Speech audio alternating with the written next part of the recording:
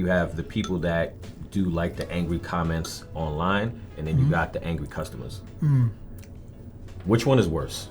Angry customer is definitely worse. Because real. Angry customer is right in front of you. What are you gonna do about this guy, man? That you put mayo on his sandwich, you know?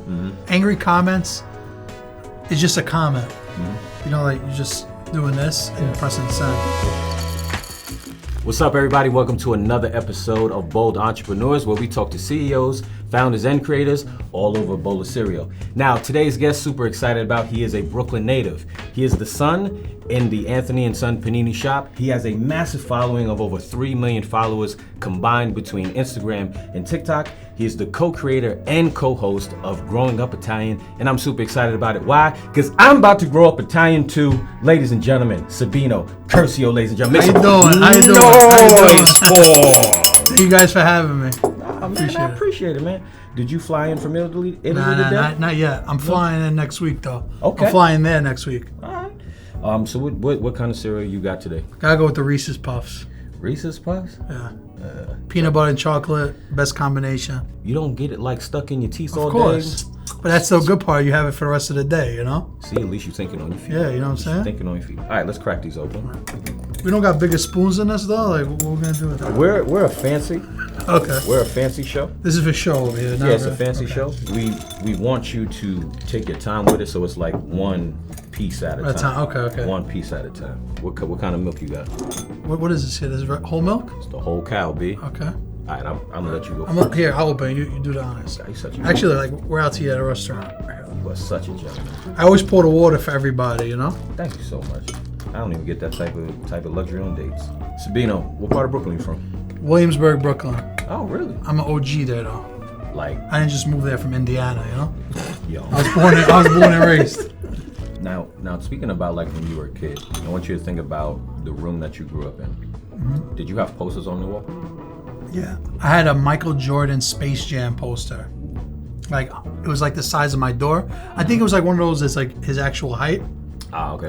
And I'll never forget, like, it was like messed up one time, and then my mom just like threw it out one day, and I was devastated. Crushed.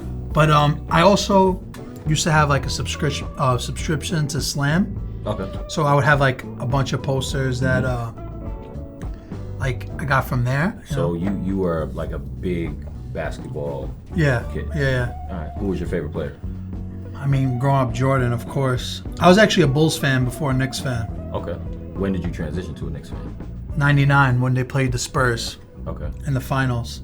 So that's like Allen Houston, Sprewell, Larry Johnson. What'd you want to be when you grew up? Believe it or not, I always said I was going to do this. Like, growing up, my dad opened the shop when I was 4 years old. And I always said, we're going to make the best sandwiches in New York, you know? And when I got like my license, my permit, I should say, like 16 years old, I would drive around to like all these like late night sandwich spots when I'm hanging out with my friends, whatever. So I would get inspired a lot by these like late night eat spots. I would put like crazy stuff on sandwiches. Like, I went to Philly a couple of times, like just for a Philly cheesesteak. Like at midnight, drive there, you know, have a Philly cheesesteak and come back. That's crazy. Listen to a couple of albums, you know. That's crazy. At what age were you doing this? 18, 19. Okay. Yeah. But I made my first menu for the shop when I was 15. What was that feeling like, making something in like your dad's shop? At the time, I just like did it because my dad don't really write English like that. So the first menu was like a menu Boar's Head gave us. We were making chicken salad. I was like, there's no chicken salad sandwich. We should add one. So it's just like one of those things that my dad kind of like just made me do it. But then like I added those couple of different sandwiches. But I did like 3 crazy menu changes. I was just excited, and you know, that was the first thing I made. Before you decided to start making moves and start making decisions, how did the shop operate? Super old school. Yeah, like super old school. I'll never forget, like, because what happened was, me and my dad, we always like had different ideas of how it should be ran. Of course, like father and son, like your father always thinks he knows better than the son, and vice versa, right? So for me, I actually started running the liquor store next door to the shop because my mom got laid off her job, and she started that. So like I was doing that for 2 years. I was 19. So I was That's crazy. 19, yeah, I was even old enough to drink, but I'm selling liquor. And at that time too, I was working in a wine store, and also I was a club promoter. Was your plan like always to kind of take over your dad's shop? Well, so then this is what happened. There was a place in Queens, Maspeth, Queens, and my dad had bought the building, and he was like thinking of putting a cafe there, whatever. And then whatever, it didn't work out with the partners he had in place. And he's like, what do you think? What would you put here? I was like, oh, we'll put a panini shop. And that's when I like really put the menu, what you see today, like in my own shop in Queens. Those sandwiches blew up. Like that's when I started making the chicken vodka sauce, fresh mozzarella, and like some of our best selling sandwiches today. And I did my menu first, like without kind of like updating it for the shop in Brooklyn. And what I noticed after 2 years was the things I was doing was affecting his business more in a positive way than mine. Because I'll be like, yo, I sold 20 of those sandwiches. Say, you'd be like, 20? I sold 50. You know? Just because Williamsburg is like a happening neighborhood, you know? And where I was more like families, residential. It was way more quiet. Yeah. 2015, you came in, that's when you started, I guess, like your social media like journey with doing an Instagram for the shop, right? Yeah. How did that transition like the trajectory of the shop once you started doing the photos? Man, I mean, it's when I guess we became more of a New York City brand. You know, like people in the neighborhood, they knew us. We were a necessity. Like if you need something quick, you needed cereal, toilet paper, milk, orange juice, whatever, you go to our shop. But now with social media, when you come to New York, you got to visit my shop. You know what I mean? Like people keep a list. There's a lot of foodies that have a list in their phone of places they want to visit when they're in New York. So that's what social media has created. Whether it's me or one of these iconic pizzerias or you know, an ice cream shop, whatever the case is. 2018, you start what I think you're most known for now, which is Growing Up Italian. Yeah. It's your sister and your cousin. Yeah, right? they started it. Really? Then they brought me on. Yeah. They were running it as a meme, you know, repost. They were kind of anonymous. Okay. And nobody knew who they were. Then they had an idea to do a podcast. And we didn't even do a video at first. It was just audio. So they brought me in, and all the stuff I was doing in the clubs, whatever, you know, you would be good for this. Like, you bring some flair. So they invited me on, and the rest is history. How did you see the change in the podcast from when you guys first started? Because it was like on a flip up table, and it's like now you guys have like a legitimate setup. So what made that even happen? We got a studio a couple of years ago. That was step one, like having a designated place to always be able to film. Before that, I was kind of like trying to figure out places to film. I would use my parents' house or my apartment. It was always a hustle to try to get a spot. So we had an apartment up for rent, and it was a studio apartment. I was like, all right, I'm taking this, you know? And that's honestly been the difference when you have a set. And then when we upgraded the cameras from what we were using to what we're using today, like we still got more upgrades to go. Yeah.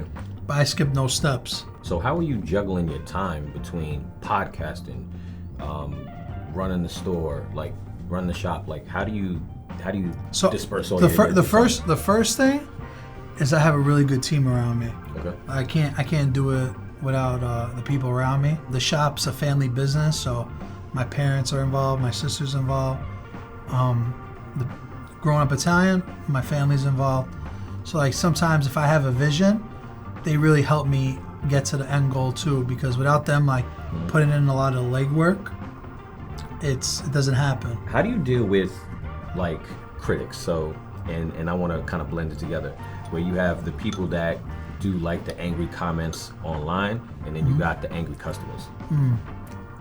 Which one is worse? Angry customers is definitely worse.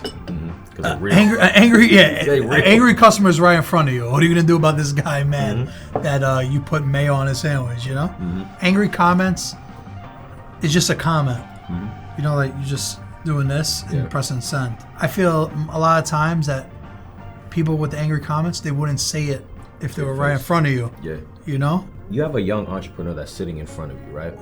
What is a harsh truth that you would tell them about entrepreneurship? You gotta do this every day, not just when you feel like it, but every day, and you gotta be consistent. Yeah. Like to be a successful entrepreneur, I think minimum 2 years every day for a business, like a brick and mortar business, like some kind of food establishment or sneaker store. 2 years every day, 7 days a week, 70 hours. Yeah. You got to put that time in to build something. Unless you just get lucky and get viral, like that happens too. But that's one in a million, 1 in 100,000, whatever it is. But even after the 2 years, you gotta keep up with it. You know, whatever you gotta do, hire the right team, build the right staff. So it's not something you could just do, you know, one day and be successful. If Sabino can be remembered for one thing, what would that be? I would say being important bridge to Italian Americans and to what's going on in Italy today. Like being the only person that could connect it. Do traditional people that live in Italy, and then you have, as you say, Italian Americans, is there kind of like a point where it's look like they look down on Italian Americans? Like Italians in Italy will say I'm not Italian, and both my parents were born there. You know, and I'm like on the verge of getting my citizenship. At least the Italians that don't know me, they'll say I'm not Italian, but a lot of them feel anybody born in America is an Italian. So that's like something we deal with a lot, you know? So, and you know, some truth behind it is there is a lot of differences. We like air conditioning, they don't. You know, we there's like a lot of cultural differences, but at the end of the day, you know, the blood's the same. And I look like I'm in the middle because I see both sides, and I've seen like extreme of super Italian American and super Italian. So just to be able to be a bridge to both for me is something that I hold, you know. So the way that we end this out, man, we gotta drink some. We gotta drink the whole thing. The whole thing? Whole thing. I'm gonna finish it. I'm that dad that when my kids don't finish the cereal, I finish it. I'm used to it. And now we ain't wasting this. We don't work too hard. Milk is expensive. All right, we're gonna go same time. Last bit. Ready? 3, 2, 1.